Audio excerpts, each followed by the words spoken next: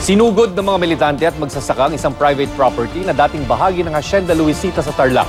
Git nila hindi paganap na tumatalima ang pamilya Cujanco sa utos ng Korte Suprema na ipamahagi ang lupain sa mga maralitang magsasaka.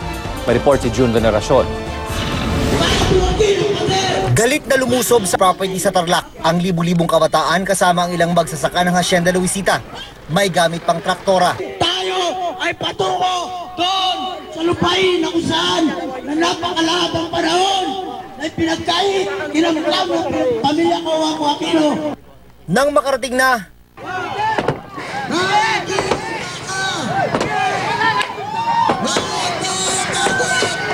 ang ilan ng bato pa ng pintura, pero pinigilan ng iba pa nilang kasama.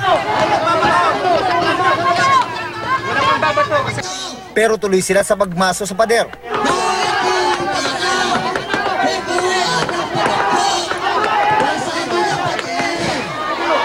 Maya-maya pa, napaatras ang ilang ralista nang may mga nambato mula sa loob ng bakod.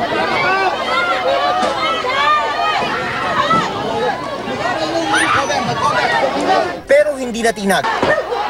Nang tuluyan nila masira,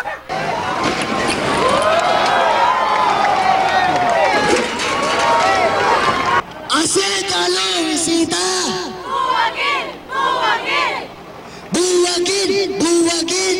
Hacienda Luisita! Ang tao! Ang bayan! Ngayon ay lumalaban! nang mabuwag na ang pader, tinarget naman ang watchtower.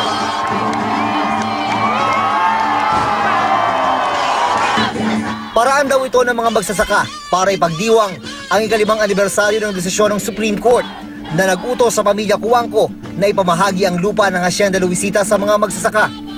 Git nila ang sinugod nilang property ay dapat kasali sa mga ipinamahaging lupa, pero ayaw umano itong bitawan ng pamilya Cujanco.